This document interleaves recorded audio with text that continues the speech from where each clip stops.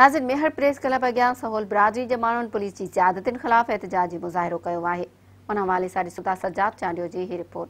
नाज़िन ॻोठ कलबली सोहल जे रहवासियुनि मेहर press club पहुची पुलिस जी ज़्यादतियुनि ख़िलाफ़ एहतजाजी मुज़ाहिरो कयो आहे। अचो त साणस ॻाल्हि ॿोल कंदासीं त उन्हनि जो छा चवणु आहे।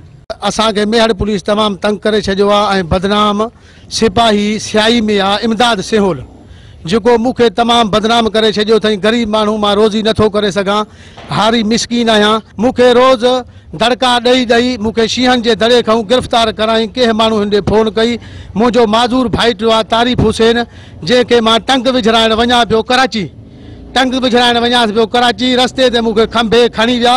भाइटो मुंहिंजो इमरान आहे माज़ूर, सभु ॾिसो था हिन वटि 40,000 कणक गाहे ऐं इहे असां ग़रीब मिसकीन खयूं पिया वञूं। इमदाद सेहोल रस्ते में 2 मोटरसाइकिलनि ते अची वियो।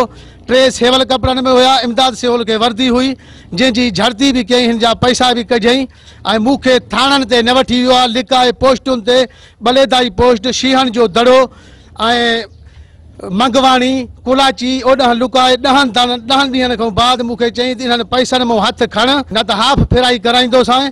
मूंखां 40,000 वटि खसी आई। इमदाद सेहोल खे मां सुञातो, वर्दी में हुयो। 3 ॿिया हुयसि सेवल में, उन्हनि खे असां ॾिसंदासीं सुञाणींदासीं। असांखो 40,000 खसे वियो ऐं मुंहिंजे चाचे खे खणी वियो। वहीद खे तमामु हुन तंग कयो आहे ऐं नाजाइज़ू कई अथसि। 2 दफ़ा अॻु में बि हाणे ॿियो 2-3 वारा मज़ूरी करे ऐं खाए ऐं बचड़नि खे ताते थो।